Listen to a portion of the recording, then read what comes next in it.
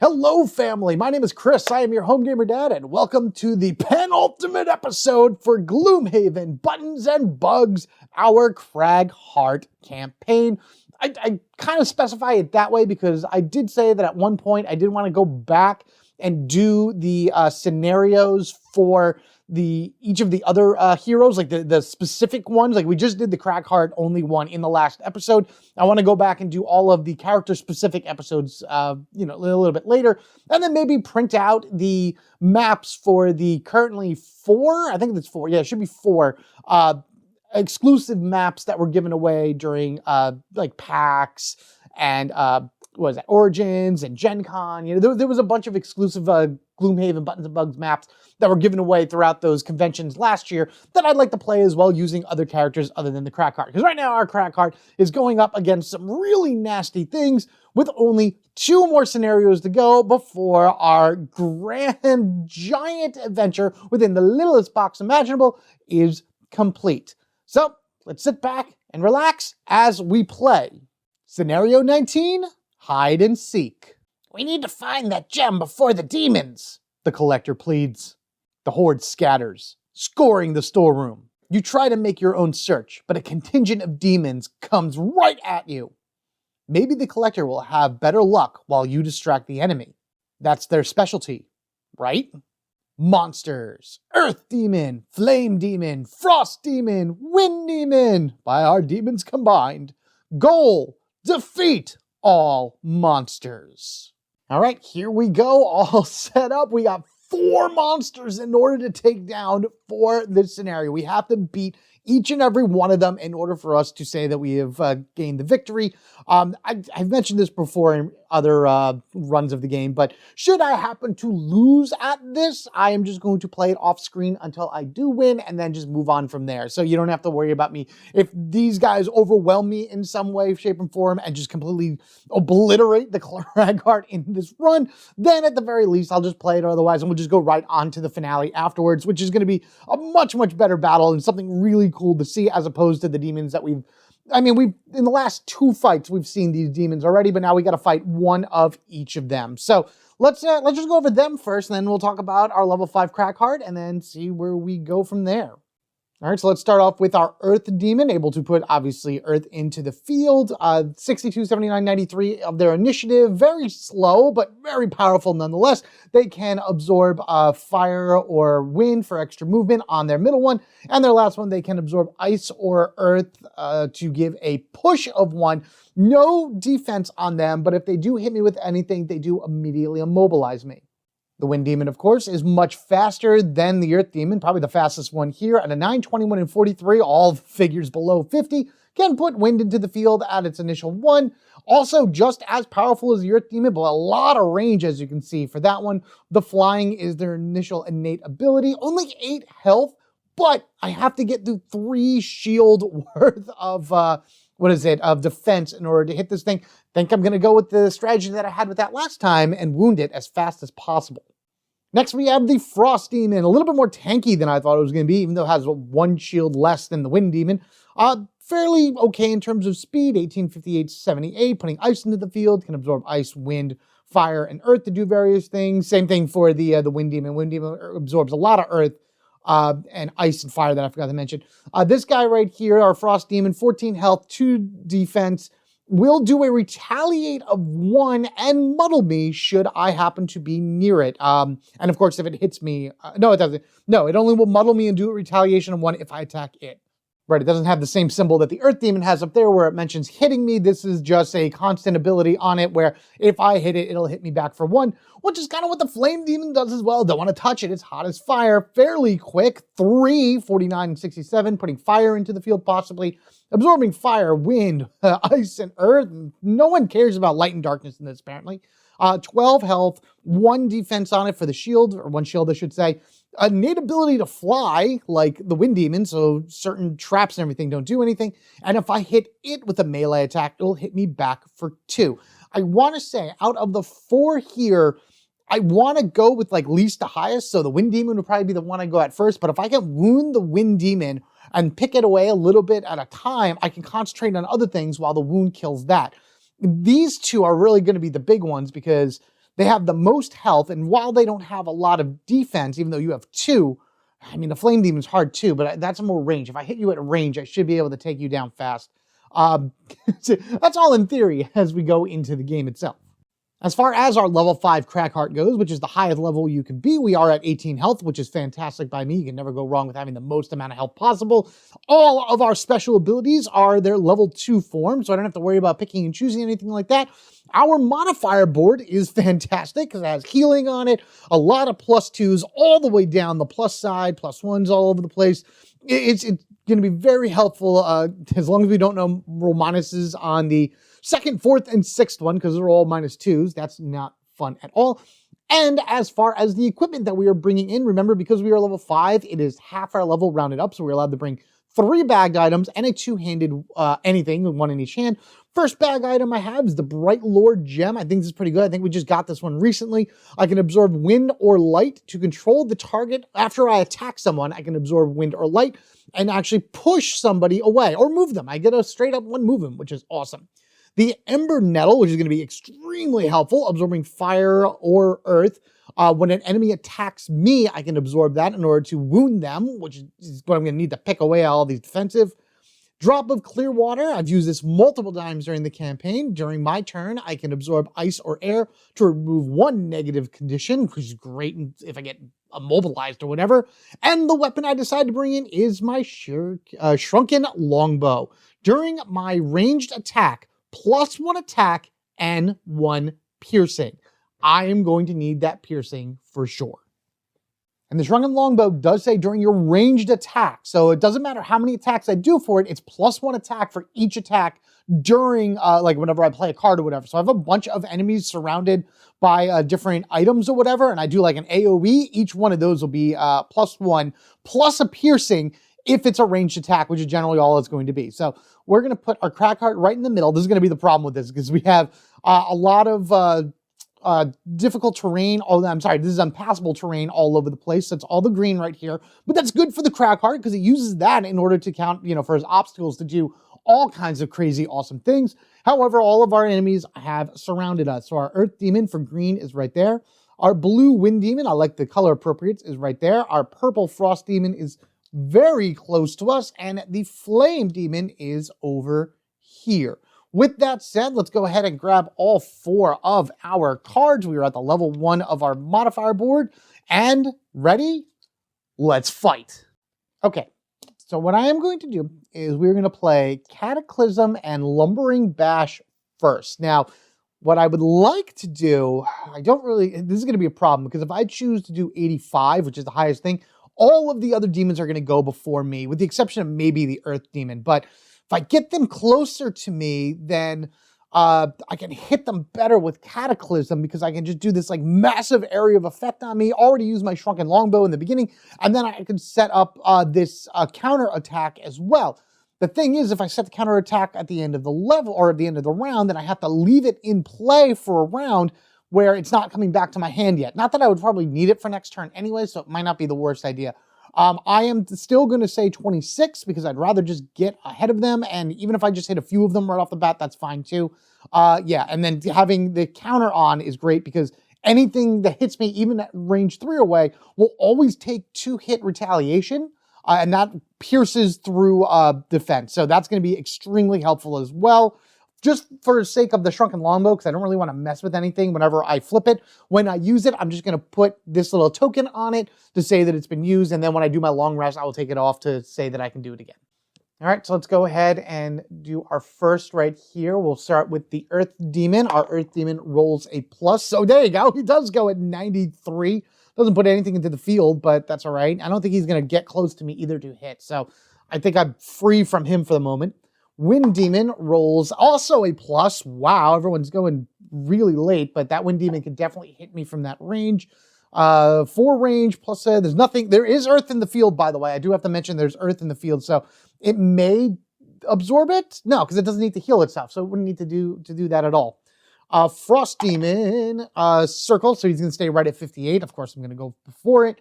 Moving towards me. There's no ice or wind, so it doesn't have to absorb that to do anything. And the Flame Demon, our final one, is also a plus. Wow, everyone's moving really slow this round, but I still would have only beaten one with an 85. But instead, we start. So I am going to put down my earth right here, and because I go first, which is going to be very helpful, I'm most likely going to absorb that immediately because the Cataclysm ability means that I can do an additional +1 damage to this, plus I immobilize. Now, I can do a range of 2, and I can target this spot, like right in the middle here. That is 2 away, and I'll be able to hit the Frost and the Earth Demon at the same time. They're both going to be immobile, so they're not even going to come at me, but then these two are going to come at me on their turn. So this might be something that's going to help me. Plus, I have my counter up for at least another round or two. So we're going to absorb. Whoa, get back here. Everyone get back to your spots. Back to your spots. There we go. I'm going to absorb this in order to add +1 damage. So it's going to be 3 damage roll for each hit. Range of 2. I get to muddle them too, didn't even realize, and I immobile them. Oh, this is going to be so good. And I am going to go ahead and use my Shrunken Longbow right now just to add even another damage. So I'm doing 4 damage, piercing of 1, so at least I know I got through one of the 2 shells for the Frost Demon, and I'm going to start with the Frost Demon first. So this is 4 damage with a modifier of a circle, so nothing additional. It's already immobilized, so that's fine. So we're doing 1, 2, 3, 4. He has a shield of 1 because I pierced it, so it's 3 damage. And we'll start that off right here. So 1, 2, 3 to the Frost Demon. You are muddled until the end of your next turn, and you are immobile until the end of your next turn. Fantastic for that. Now we go on down to the Earth Demon. The piercing doesn't matter, but this is still 4 damage with a modifier of circle. So that's +1, so that's 5 damage to him, plus all of the other stats that I just hit. All right, so then the Earth Demon goes down to 13. It's a good opening round, let me tell you. And then you are immobilized, and you are also muddled until the end of your next turn. Okay, great, fantastic. Now, in order of operations, the Wind Demon would go next. The Wind Demon does have a range of 4, and it does hit me 1, 2, 3. Yep, I am definitely within that range. Unfortunately, I can't hit it back for anything, because of my, retaliate doesn't reach 4, and I also used my earth already, so I can't even Ember Nettle it, which is really, really upsetting. So it's going to get a free 2 hit on me. Unless I roll a -1, but we'll see. Oh, I did! Oh, you're sorry. Well, it's 1 damage, but it's better than 2 for sure. Doesn't do any other effect to me, but I am down to 17. Okay, cool. Very nice. All right, so here comes the Fire Demon. 1, 2. He is going to come. He could go either way. He's flying, so all of these obstacles mean nothing. He wouldn't have gotten any range because there was nothing for him to absorb. However, he is now going to hit me for an attack of 3. I will counter him because of my Lumbering Bash ability for at least 2 damage back at him. All right, so he's doing 3 with a roll of 0, so that's also 0, so he hits me for 3. I go down to 14. All right, so they're coming at me strong. However, I should be able to hit him back because at the very least, he is now down to 10 thanks to my Lumbering Bash counter. Both the Frost Demon and the Earth Demon are immobile, so they cannot move towards me, thank goodness, and that is going to end our round.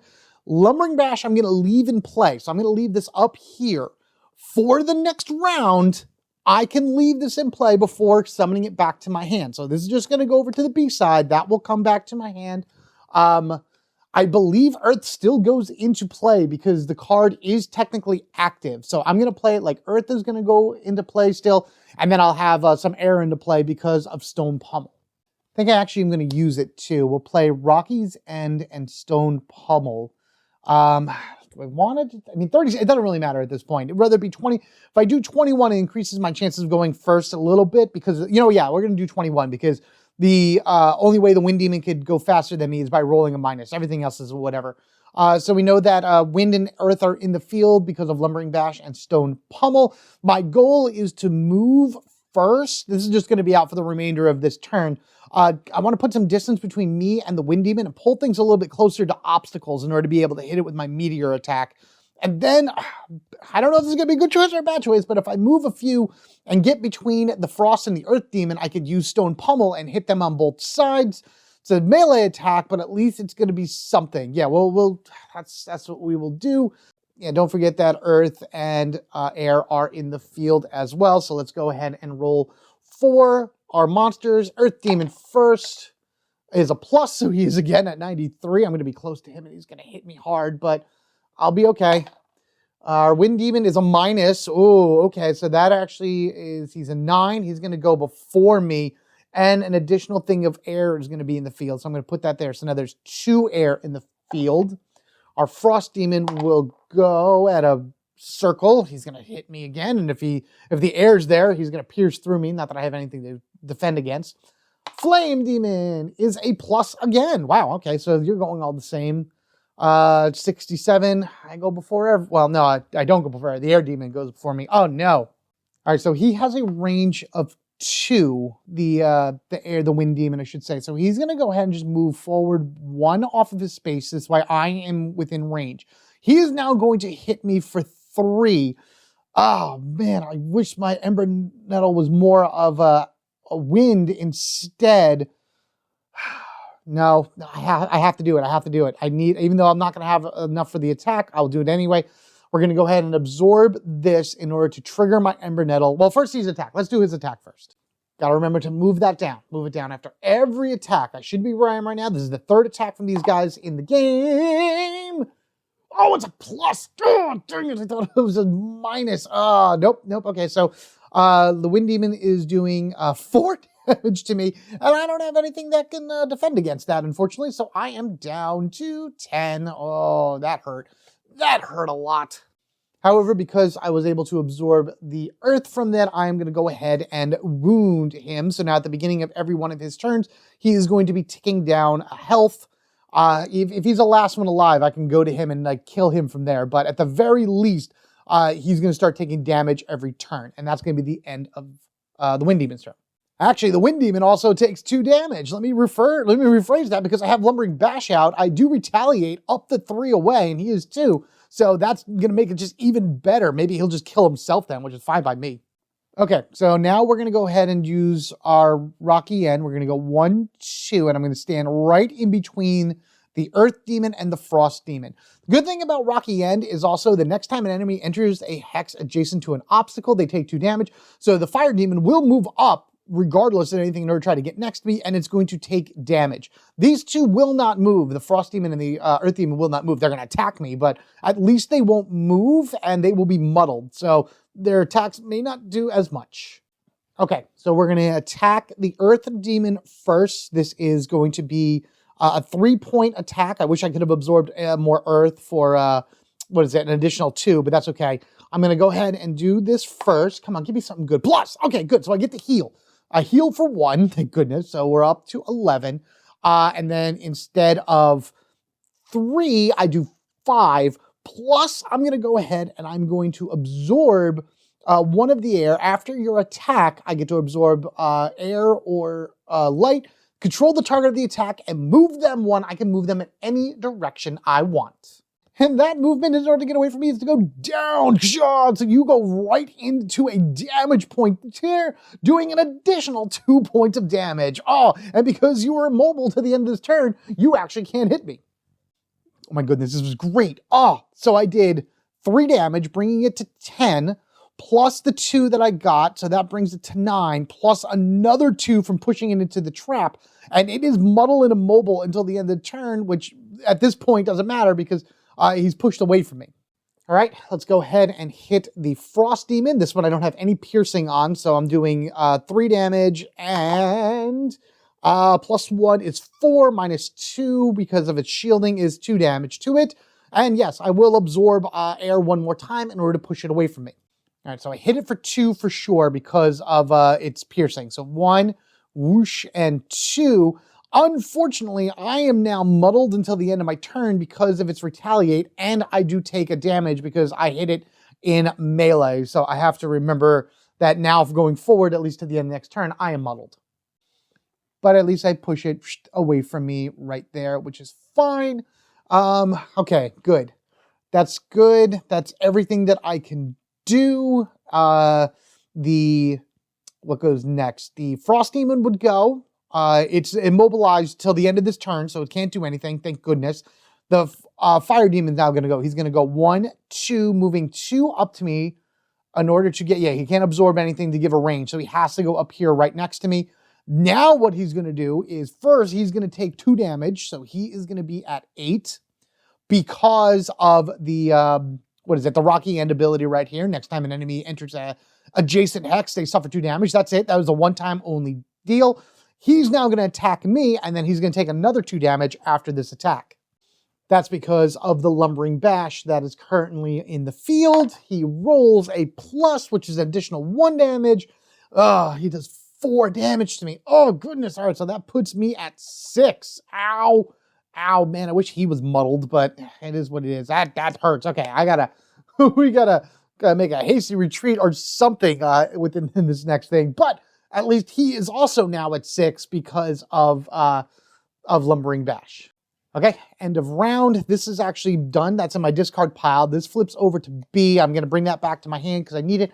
And I'm actually going to take Lumbering Bash back as well, flip it over to B and bring that back to my hand too. Going invisible would not be the worst thing in the world right now. But what I really want to do, I don't know if this is going to work out right now, but I'm in a great spot with the air, flame, and or the wind, flame, and frost demons right around that one object in order to be able to hit it with a meteor. This is also my fastest card that I have right now at a 23. This could run away and heal me, but I don't know if it's going to be enough of a heal in order to survive. Plus, currently I'm muddled, which is not going to make things any easier as well. And I don't have any air in the field in order to get rid of it. I can put some earth in the field, which is fine. I can Ember Nettle something that hits me, which would have been great, which would be great to do. But man, it depends on how soon. If the Wind Demon, actually if the Frost Demon goes before me, I'll be great. But we have to just hope for that. All right, here we go. Everybody also is no longer muddled or immobile. So the muddled and the immobilization for the Earth and the Frost Demon have gone. That's bought me some time, but is it enough? Earth Demon just decides he doesn't want to go anywhere, at least not as fast as me. You really are slow as dirt.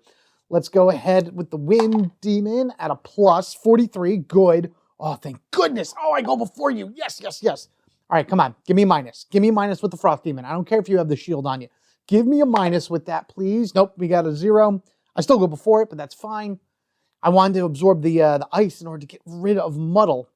Flame Demon, however, that was a plus, by the way. I moved that by accident. 67. So the only thing in the field right now is Earth. All right, so we'll just go ahead and do my meteor attack. I can choose up to 3 connected contiguous objects within a range of 4. So it's going to be this green spot right here, targeting all adjacent enemies to that obstacle. It's 1, 2, 3, doing 4 damage apiece. So it's 3 hits of 4 going around the horde, basically. The problem is the Frost Demon has a defense of... Oh, no, he doesn't. No, he doesn't. No, he didn't roll that. Never mind. The only other problem is you're going to hit me for 2. Flame Demon right here because of your things. But let's just go after the Wind Demon first. Maybe I can knock that down a little bit. Actually, I'm going to go after the Frost Demon first because this does have the capability of doing ×2 or at the very least pushing away. And I'm going to push away the Frost Demon no matter what I roll. It's a 0. That's okay. So at least I know I'm doing 1 damage to it and I will push it. Or I keep forgetting he doesn't have a defense 4. He only has 2. Okay, so Frost Demon then over here. I'm doing 4 plus 1 is 5 minus 2 because of its defense, so it's 3. So he is down to 6. Okay, now I get to push him. And I am just going to whoop down 1 more that way, and I'm going to run away from him as well.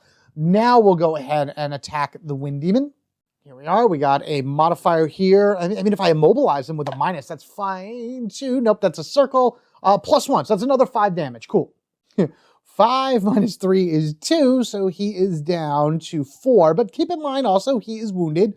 Every little bit on him is fine because as the turns tick by, he will eventually just kind of kill himself. And we are back up to the top for the Flame Demon, who will retaliate against me. This is a minus. Of course, I'm only doing 3 damage. He is retaliating against me for 2 because this guy has a burning... Oh, you know what I forgot to do this whole time? Oh, I forgot to do my muddles. Oh, man. All right, let's just retcon that back in. I'm going to roll this for the Frost Demon. Minus, so what was that? That -1, so I'll give him a health back. And then we'll do this for the Wind Demon. Another, are you kidding me? What? All right, well, that's that. All right, well, we're going to push this back to 6 because, that's just kind of how that works. We'll put this at 7 for you. However, I will get to say I get to immobilize the Wind Demon because of that. I got to remember I was muddled that entire time. So I had to roll twice to take the worst. I just decided to just roll it now. And of course, both of those were minuses. Anyway, as far as the Flame Demon goes, 4 minus 1 is 3 with the defense, so he's down to 2. That's fine. Okay. And he still hit me anyway. I'm sorry, down to 4. Okay. Now that that's all caught up, we're going to do a bit of a running away by going 1, 2, and by using the bottom part of Sentient Growth, we are going to heal ourselves for 1, so we're at 5, and we're going to hope that nothing else comes at us. It's a 2 attack, so that doesn't matter. Okay. Now, who goes next? Who's the demon that goes? The Wind Demon goes. We're going to lose this one. You know why? Here's what's going to happen. He's immobile. Yes, that's great. That's wonderful. However, because there is still earth in the field, he is going to absorb it. And furthermore, I am 4 away from him, and now he's going invisible. So first things first, at the beginning of his turn, he does take a damage. Boom, it's down to 5. He can't move at me, but I am 4 away, so he's still going to attack me. He will then absorb the earth within the field to heal away the wound and boop, put that back on. Yeah, this Wind Demon is a pain. Oh yeah, and then he's invisible for the end of next round. Ain't that great? I think this is where I'm supposed to be. I actually I lost track already. Just don't be a plus. It's a circle. It's a 0. All right, that's fine. So he's just doing 2 damage to me, so I am down to 3. This is, these guys. I haven't even killed 1 yet. Oh. Yeah, especially because now here comes the Flame Demon at me. 1, 2, right next to me. He is now going to do an attack of 3 against me. Just putting me right in that corner, doing as much damage, plus 1 to 4. Unfortunately, what that means is it brings me down to 0, and my Cragheart has fallen to the likes of the demons. Oh, no. It's all the luck of the roll. That's how it is. If you start getting a string of bad luck, then, it's terrible from there. I had rolled circles for those muddled attacks that I completely forgot about. Even if I didn't, I think I would have lost anyway. Yes, they would have been a little bit further down for both of their health, but generally speaking, it wouldn't matter. The range is ridiculous for the Wind Demon. Like, there was no way I could get out of its way unless I went all the way down to the bottom of the map. And I couldn't do that yet because I would need to flip Meteor over in order to give me my jump ability. But I would have rather done the top part of Blind Destruction in order to be able to do a range attack in order to hit stuff. Next turn, I would have, actually that's what I would have done. It would have been 74 of my initiative. Who would have I beaten? Nobody. The Flame Demon would have went before me and obliterated me. The Wind Demon would have went before me and obliterated me before I even went invisible. Because then the next turn would have been my long rest, and then that would have been the end of that. Probably not the end of that. Would have been just another thing to bide me some time before I went through and ultimately died.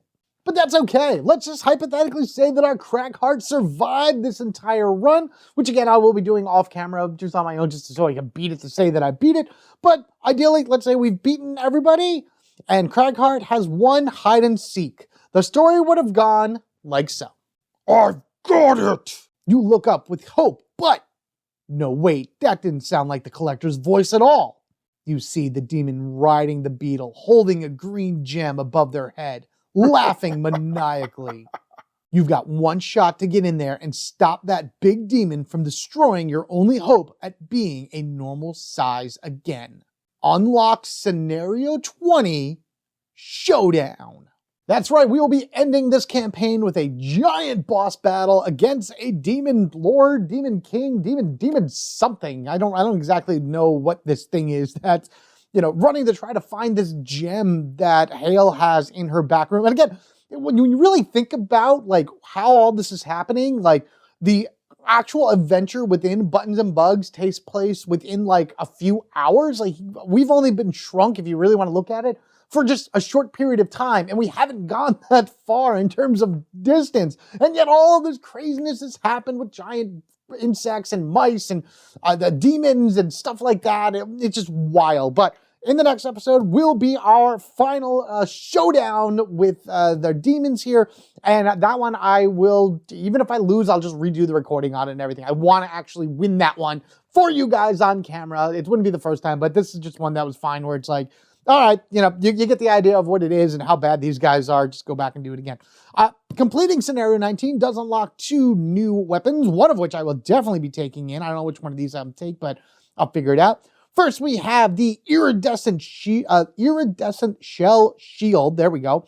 During your turn, gain a shield for the round and create any element of your choice.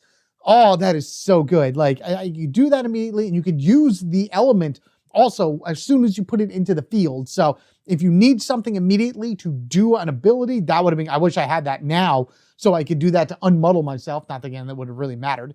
But the two-handed weapon is just as good. A pocket knife. Always a great thing to have, especially at this size. During your melee attack, add 1 damage, 2 pierce, and wounded to your attack. The 2 pierce is great, plus adding the additional attack just kind of boosts it up from there. So 2 amazing items that you get right at the end of the game right there. Obviously, you can't use them both, and one of them is a two-handed weapon, but man, so good. Well, there you have it, everybody. Scenario 19, hide and seek. I did not play that very well. They found my hiding spot faster than I wanted to, pushed me into a corner, and tagged me with all of their wind and fire and craziness from there. The Earth and Frost Demon really didn't do much, but because they distracted me enough in order to try to knock them down while these two dove in on me, maybe that's the key. Maybe the key then is to get rid of the wind and the flame demon first, because you can run away from these two pretty well. These two flying and the wind demon's range are just insane.